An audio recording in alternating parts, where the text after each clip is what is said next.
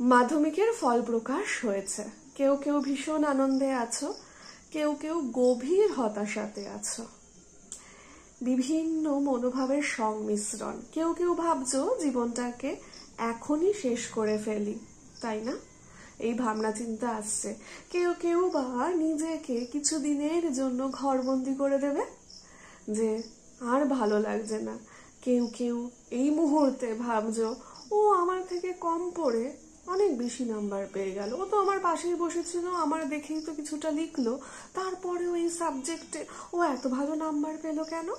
বিভিন্ন মনোভাবের সংমিশ্রণ কিন্তু বর্তমানে রয়েছে।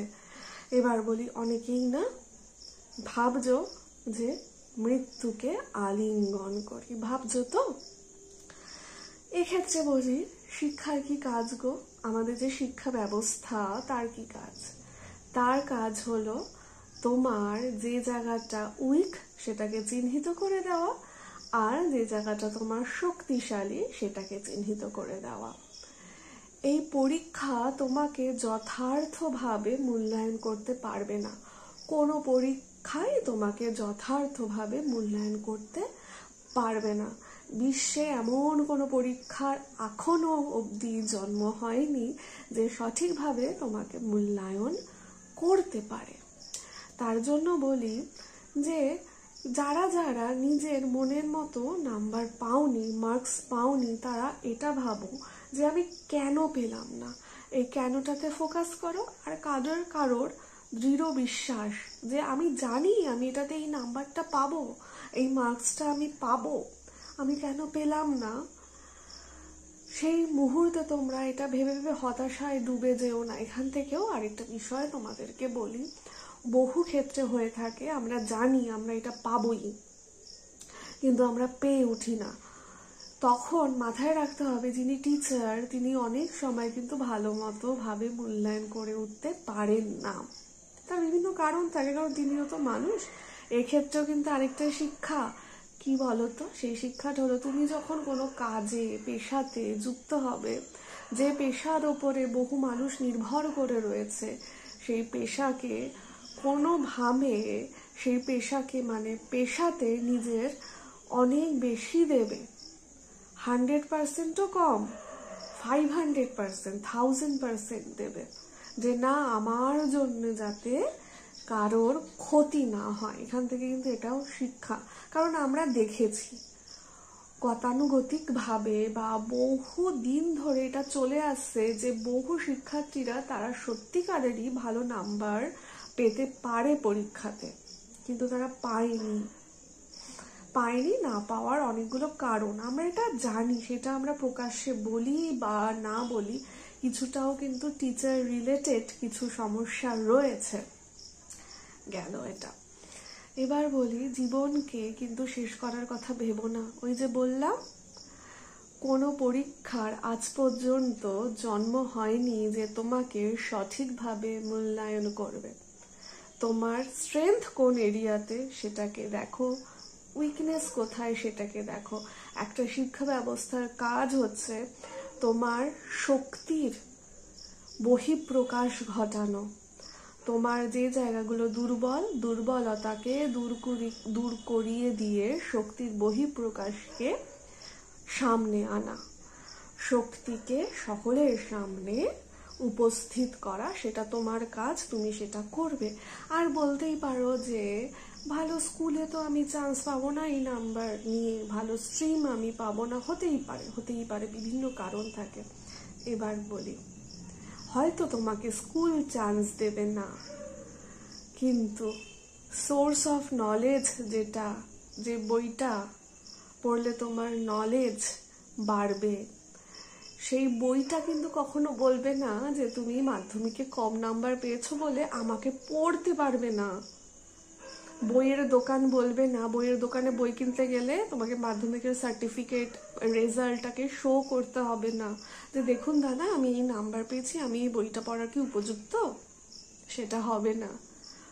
সোর্স অফ নলেজ যেটা, সেটা সকলের জন্য রয়েছে, এখানে সাম্যবাদ আছে।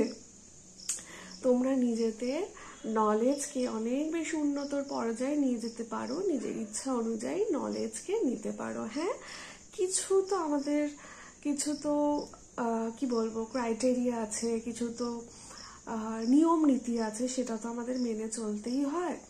আর এই মাধ্যমিক কিন্তু তোমাদের সঠিকভাবে মূল্যায়ন করতে পারবে না।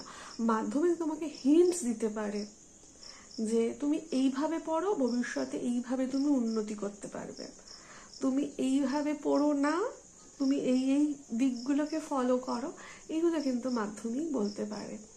যাদের রেজাল্ট ভীষণ খারাপ হয়েছে অথচ তারা সেই রেজাল্ট খারাপ করার মতো একদমই কেউ নও, তাদের ক্ষেত্রে বলি যে হতেই পারে বিভিন্ন কারণে গো রেজাল্ট খারাপ হয়, বিভিন্ন কারণে।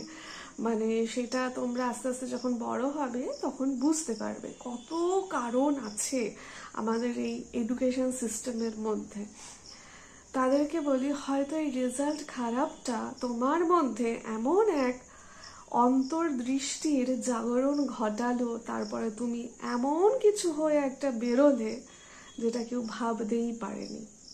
রেজাল্ট খারাপেরও কিন্তু একটা প্লাস পয়েন্ট আছে, কি বলতো, লোকের না অনেক এক্সপেকটেশন কমে যায়, আশেপাশের লোকজনের ও তো খারাপ রেজাল্টই করে। এবার এক্সপেকটেশন কমে গেলে তোমার পারিপার্শ্বিক চাপটা কমে যায়, তখন তুমি স্বতঃস্ফূর্তভাবে নিজের লক্ষ্যের দিকে এগিয়ে যেতে পারো। তো চাপ তো কমেই গেল, এটা কিন্তু একটা ফ্যাক্ট। হয়তো অনেকের খারাপ লাগতে পারে শুনলে যে আমরা ভালো রেজাল্ট করেছি তা বলে কি আমরা না না না, আমি সেটা একদমই বলছি না। তোমরা যারা ভালো রেজাল্ট করেছো তারা তো খুবই ভালো কাজ করেছো।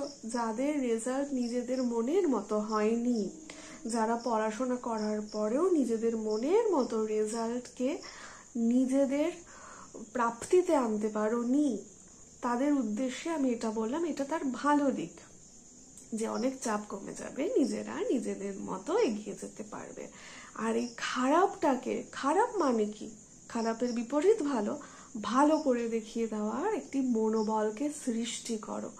সমস্ত কিছু জানতে গেলে, পড়তে গেলে, শিখতে গেলে আগে লাগে ইচ্ছা শক্তি।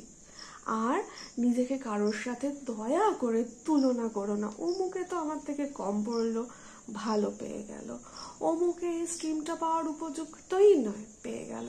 আর আরেকটা কথা বলি, যাদের ভালো রেজাল্ট হয়েছে কিন্তু পড়তে ইচ্ছা করছে না সায়েন্স, ভীষণ চাপ, তাদের উদ্দেশ্যে বলি যে মা বাবাকে বোঝাও, আর মা বাবাদেরকেও বলি সায়েন্স ছাড়াও আর্টস পড়ে, কমার্স পড়ে অনেক এখন দিক উন্মোচন হয়েছে।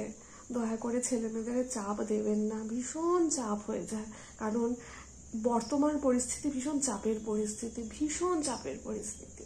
বাচ্চাদের যেখানে ইচ্ছা হচ্ছে আমাদের এমন একটা কোর জায়গা, যে কোর জায়গাটা সমস্ত না পারাগুলোকে পাড়িয়ে দেয়।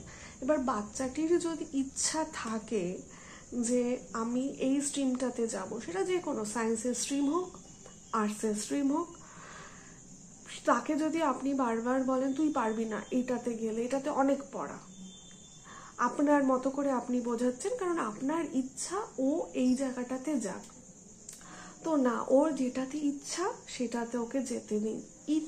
এই ইচ্ছা না আমাদের এমন এক শক্তি, যে শক্তি আমাদের বাঁচিয়ে রাখতে আর উন্নত পর্যায়ে পৌঁছে নিয়ে যেতে ভীষণভাবে সাহায্য করে।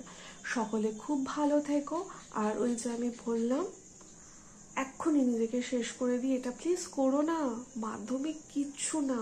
আচ্ছা, লাস্ট একটা উদাহরণ দিয়ে আমি যাচ্ছি, সেটা হলো তুমি ট্রেনে যাচ্ছ, ট্রেনে প্রচণ্ড ভিড়, সেই ভিড়ের মধ্যে তুমি যাচ্ছ, তুমি চাপ ফিল করছো, তোমাকে 2-4 জন উল্টো পাল্টা কথা বলে দিল, তুমি পায়ে চাপা খাচ্ছ, শরীরে বিভিন্ন জায়গায় চাপ ফিল করছো, তোমার আর ভাল লাগছে না, তুমি দম নিতে পারছো না, 5-6 জন তোমাকে অপমান করে দিল, তুমি কি সেই মুহূর্তে নিজের গন্তব্যে না পৌঁছে ট্রেন থেকে ঝাঁপ দেবে তো না, ঝাঁপ তো দেবে না।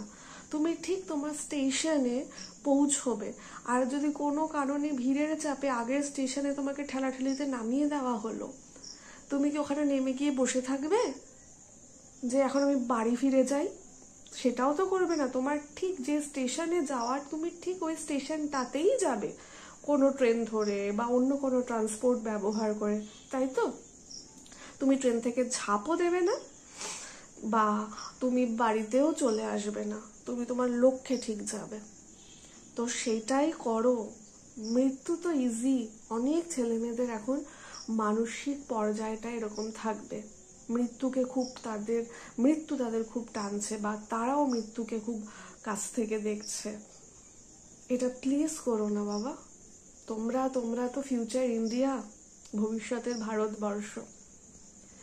তোমরাই তো পারবে আরো অনেক উন্নত দিককে উন্মোচন করতে, বা যে দিকগুলো আমরা এখনো দেখিনি, যে দিকগুলো অনুন্নত, সেই দিকগুলোকে উন্মোচন করতে, যেইগুলো সুপ্ত অবস্থায় আছে উন্মোচন করতে। তোমরা সকলে খুব ভালো থেকো, সকলকে ভীষণভাবে শুভ কামনা।